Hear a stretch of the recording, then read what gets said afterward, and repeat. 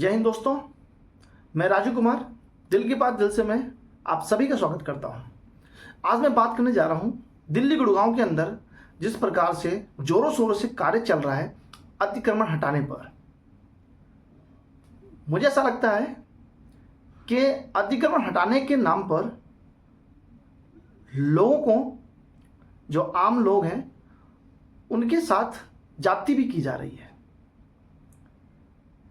दरअसल ये एक अतिक्रमण की बात नहीं है, ये भावनात्मक भी बात है, क्योंकि अतिक्रमण आखिरकार कराता कौन है?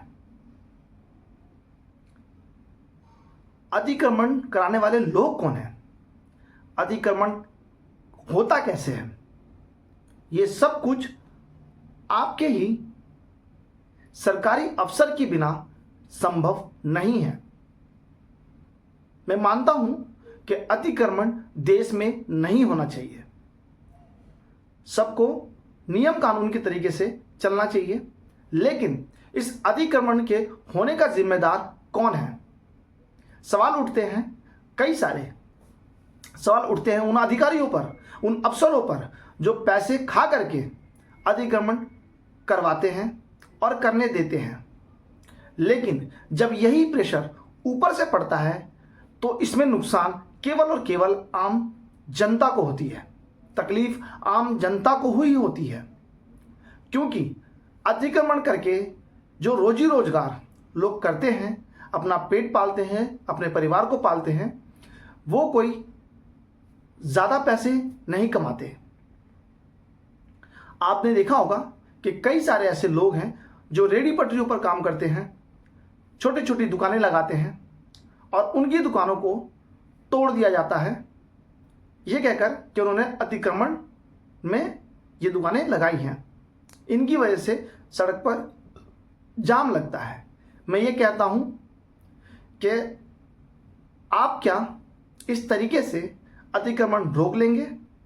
जी नहीं, आप कभी भी अतिक्रमण नहीं रोक सकते। अतिक्रमण देश में, यहाँ तक कि किसी भी राज्य में आप नहीं रोक सकते, वहाँ बढ़ता ही जाएगा, क्योंकि अतिक्रमण तोड़ देने से कभी भी अतिक्रमण नहीं रुकता। जगह बदल सकते हैं, लेकिन अतिक्रमण का उद्देश्य नहीं बदल सकता। लेकिन आप अगर चाहते हैं कि जनता को भी जो है नुकसान ना हो, उनके भी परिवार को कोई तकलीफ ना हो, उनका भी कार्य चलता रहे, क्योंकि देश में, भारत देश में आजकल वैसे भी काम बहुत कम है, नौकरियां बहुत कम हैं, खर्चे बहुत ज़्यादा हैं, महंगाई थोड़ी सी ज़्यादा है, फैसिलिटी के आजकल जितनी ज़्यादा हो चुकी है कि उस हिसाब से घर के अंदर खर्चे भी ज़्यादा है। सरकार, वैसे माननीय प्रधानमंत्री श्री नरेंद्र मोदी जी ने भी सभी को ये कहा है कि आप अपना रोजगार बनाएं, लोगों को रोजगार दें, लेकिन ये रोजगार देने वाली बात तब आती है जब उनके पास उतना पैसा हो। लेकिन एक गरीब तबके इंसान जिसके पास मुश्किल से 20-25 हज़ार 30 हज़ार रुपये ही वो साल 2 साल में जमा कर पाता है, वो किसी को क्या नौकरी देगा? अगर वो खुद का छोटा बिजनेस भी करता है तो उसमें उसका पूरा परिवार काम करता है, तब जाके वो बिजनेस चलता है। माननीय प्रधानमंत्री ने बढ़ावा तो दिया है इस चीज़ को, इसका मैं बहुत बहुत धन्यवाद करता हूँ, लेकिन जो इसके बाद प्रतिक्रिया जो शुरू होती है, मान लीजिए कि बैंक से किसी ने लोन लिया। आजकल लोन का बहुत लफड़ा चल रहा है, लोग बिजनेस के लिए लोन दे रहे हैं, गवर्नमेंट भी लोन देती है छोटा बिजनेस करने के लिए, किसी को 10,000, किसी को 20,000। वो 10-20 हज़ार में आपको क्या लगता है कि वो कोई बड़ी सी दुकान ले लेगा या बहुत सारा सामान खरीद लेगा? नहीं दोस्तों, वो छोटी सी रेहड़ी पटरी पे ही दुकान लगा सकता है, वो कोई अपना छोटा मोटा काम ही कर सकता है, लेकिन सारे काम घर में रह के नहीं करे जा सकते। अगर हर कोई अपने घर में ही रह करके अपना बिजनेस कर ले तो उन्हें चलाएगा कैसे? क्योंकि सबके मार्केट में तो दुकानें या घर नहीं है। सरकार के पास ऐसी रणनीति होनी चाहिए कि लोगों की जो दुकानें हैं वो टूटे भी ना, अतिक्रमण में भी ना आए और उनका काम भी हो जाए।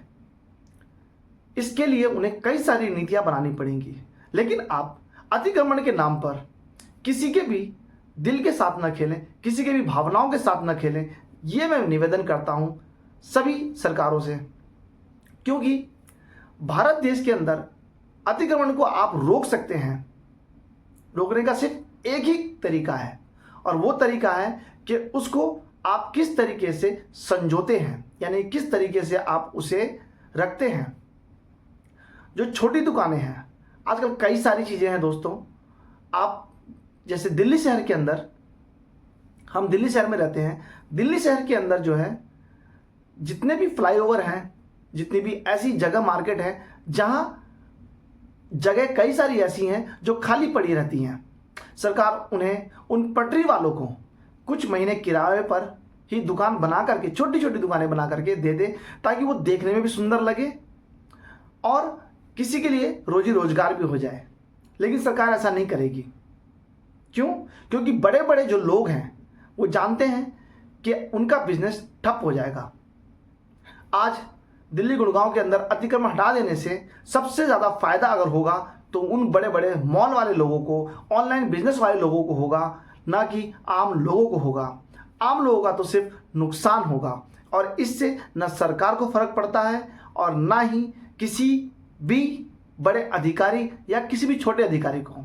लेकिन यही बड़े और छोटे अधिकारी अतिक्रमण के नाम पर इन्हीं छोटे छोटे लोगों से अपना जेब भरते हैं, अपनी आमदनी कमाते हैं, और सरकार को कुछ भी नहीं मिलता। ये सब और सब स्कैम है आम जनता के लिए। आपको ये वीडियो कैसी लगे मुझे ज़रूर कमेंट करके बताएं, और निवेदन करता हूं सरकार से कि वो इस बारे में विचार करें कि अतिक्रमण के लोगों के साथ जो है, उनके हृदय के साथ, उनके सम्मान के साथ नुकसान न करें।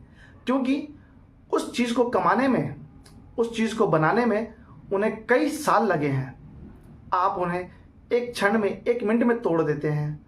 अगर आप इस चीज़ को दिल से सोचेंगे तभी आपको पता लगेगा कि भारत के अंदर आम जनता किस तरह से रहती है। अगर सरकार होकर के ही आप ही नहीं सुनेंगे तो फिर कौन सुनेगा? क्योंकि भारत ऐसा देश है जहां कोई भी अगर दुखी होगा तो वो आपको आत्मा से ही आपको श्राप देगा। और यकीन मानिए, आज की डेट में भी कोई अगर ये कहे कि श्राप नहीं लगता तो मैं ऐसा नहीं मानता। श्राप लगेगा ही लगेगा। आपको इस चीज को भुगतना ही पड़ेगा।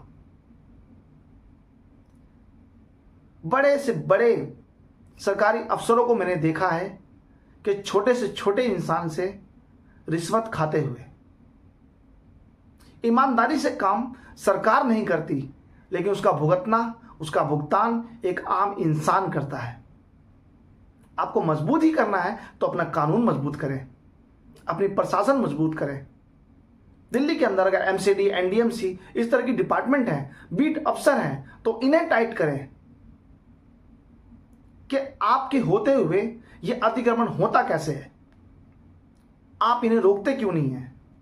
किसी से 1000, किसी से 500, किसी से 2000, किसी से 5000 रुपये ले लेकर के ये अतिक्रमण करवाते हैं, और फिर जब कोई सरकार आती है तो वो इन अतिक्रमणों को तोड़ने का काम करती है। लेकिन सच्चाई कुछ और है दोस्तों,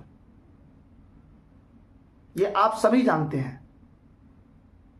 ठीक है, आप अतिक्रमण हटाइए, उससे कोई ऐतराज नहीं है, लेकिन अतिक्रमण के नाम पर किसी गरीब इंसान का इतना नुकसान न कर दें कि वो अंदर से ही टूट जाए।